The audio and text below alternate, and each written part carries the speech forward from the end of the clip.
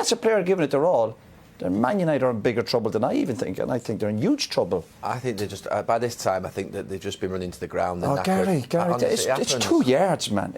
I guarantee if you'd done the same, but do you think we'd be telling you off? If you didn't close somebody, well, of course we would. You tell me off anyway. I just think, like I've seen this City team over. I've seen Pep Guardiola's teams over 10 years wear defenders out, make those runs, and they run in, and then they haven't got the legs to get back out. Gary, he's back there. He's already back there. His legs have gone. I think his legs have gone. I think his legs have gone. It's 2 yards. At least close it. If the guy gets a shot away, no problem. Get out to him. Like your life depends on it. Well, a defender gets schooled at a professional club, 17, 18, 19. When they get into that situation, it's an automatic. They're in automatic mode. They know what they have to do. But they're not doing the simplest of things. Two goals. I'm not as critical. I've been there as a fullback explaining against this type of team. And no attempt to get low to the ground. He looks poor. And makes no attempt to block it. Darmian, when he comes across there's no sprint to it, and then he turns his back on it. These are things that you just don't do in those situations. I mean, you wouldn't have done it.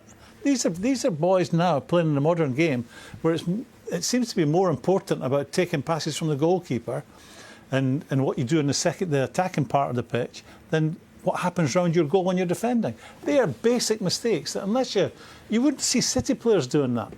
Gary, you're on about the runners. There's an obsession with players, or there's people running, but the balls, that's the danger. There's no runner there. The ball's just good. There's only one ball. Go and close it down. Don't worry what's going on over there or over there. Close the ball down. I mean, that's the basics. We're listening to two central midfield players who, to be honest with you, I'm thinking from a fullback's point of view. I can see why 60-odd, 70 minutes into a game, you've marked Sterling, you've marked Sané, you've marked Bernardo Silva, all game. Your legs have been worn into the ground and you just haven't got that last little bit of energy just to get up to that second ball. I've been there. I've done it.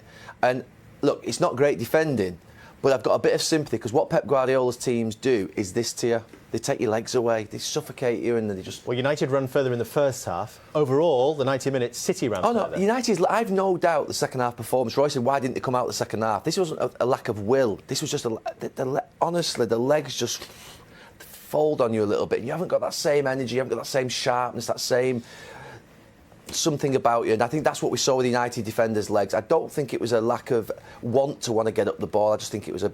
When did they get the first goal? 53, I think. So you suggest the legs have gone after 50 minutes? I think that's what the teams that Pep Guardiola does to you, Graham. I've seen it in Champions League finals. I've seen it in other games over 2 years. The kindest word I can use, they're dozy. They're dozy. That's the kindest word I can use. I think simplifying not an easy situation where those Aguero runs and those Sterling runs have gone in. Darmian and Shaw have gone with them, and then they have to come back out on that second run. I'm not saying they did well. What I'm saying is I've got some sympathy, an element of compassion for them.